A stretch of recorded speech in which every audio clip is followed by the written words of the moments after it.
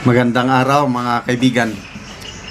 Bigyan natin ngayon ng opinion, reaction tong mga pahayag ni Senator-elect Rodante Marcoleta at outgoing Senator Coco Pimentel tungkol sa impeachment ni VP Sara. So dito sa GMA News Online, sabi ni Senator Marcoleta said the trial will not succeed in unseating the Vice President. Tapos ito, ang kanyang mariing kataga, no? Sabi niya, lintik lang ang walang ganti. Humanda sila. Ayaw niyong tumigil, kurbahin natin. They would not be able to remove the Vice President. Itaga mo sa bato yan. Itaga nyo sa bato. Walang mangyayari. The Vice President will stay as Vice President. Wow! Hindi po tayo nagkamali sa pagbotar kay Senator-elect Rodante Marcoleta. Grabe. Makakatulog tayo ng mahimbing. Yan, yung pagkapanalo Marcoleta, Amy, Camille Villar, yan po ang nagbigay sa atin ng assurance na walang mangyayari sa impeachment. Kasi kung sina Senator Bato at Bonggolo ang nanalo, alanganin. Kaya hulog ng langit itong pagkapanalo ni Senator-elect Marcoleta, Villar, and re-electionist Amy Marcos. Ganun din, ang sabi ni Senator Amy is wala na. Patay na yung impeachment, either this Congress or next Congress, patay na yan. So, very confident itong mga Duterte Black Senators na hindi nila maa-unseat o hindi nila matatanggal si VP Sara. Kaya sabi niya, lintik lang, walang ganti, humanda sila. Anong ibig sabihin yung humanda sila? Humanda kayo pag nagpresidente itong taong ini-impeach niyo. Di ba ganon? Wala na eh. Yun malang ang the whole objective ng political exercise nito is para mawala yung malakas nilang kalaban sa 2028. Ngayon, akala nila kasi mananalo sila sa midterm election yung pinagmamayabang ng Pangulo. 12-0. Yan ang objective natin. We have the best, most qualified, most experienced candidates. Kaya iboto natin alyansa para sa magandang kinabukasan ng ating bansa. Ano ngayon ang nangyari? Napahiya sila. Mismong kandidato ng Pangulo, sarili niyang partido, walang nanalo ni isa.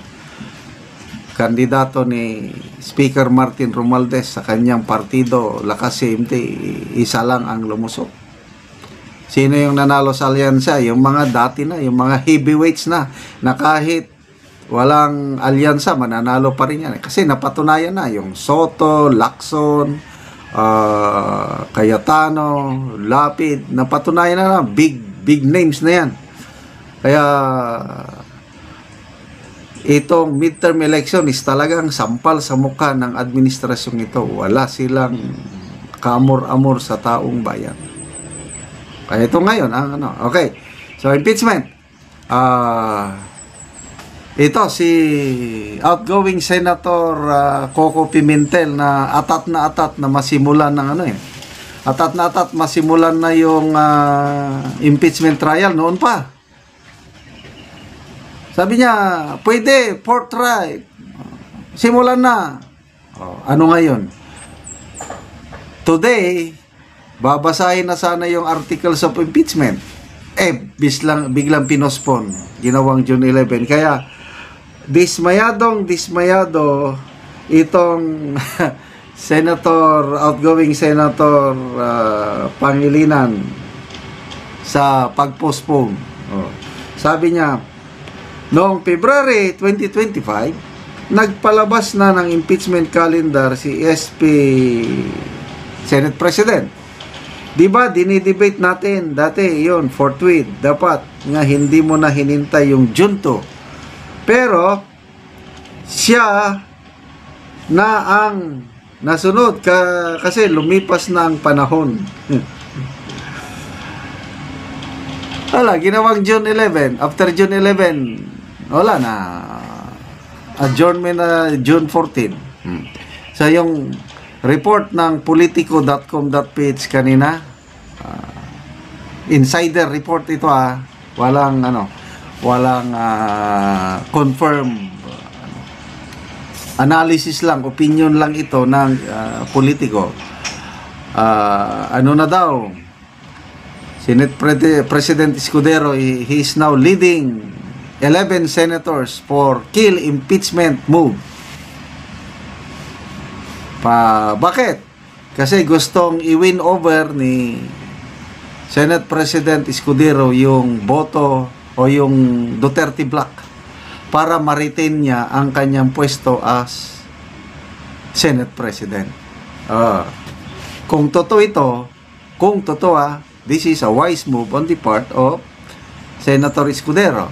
Win-win. Both sides. Duterte Bloc, gusto nilang mailagay na sa safety si BP Sara. Kung magkasundo sila dito sa grupo ni Senate President Escudero, gagawin siyang Senate President basta walang matutuloy na impeachment trial, di win-win sila. So, sinong luhaan? Alam nyo na. Yung mga kongresista na gustong-gustong matuloy ang impeachment trial. Kaya, tama lang itong sinasabi ni Senator-elect Marcoleta na humanda na kayo. Lintik lang, walang gante. Sabi ni Tatay Digong sa Netherlands, may hangganan ang lahat. There will always be a day of reckoning. Malapit na po yung day of reckoning na yan. Salamat mga kaibigan sa inyong pagsubaybay sa ating channel. Nakakatulong kayo ng malaki sa tribong Talandig ng Bukidnon. Ang sweldo natin sa channel na ito is pantulong sa tribo. Namimigay tayo ngayon ng mga yero at pako para magkaroon ng mas maayos na tirahan itong tribong Talandig. Panoorin nyo ang video na ito.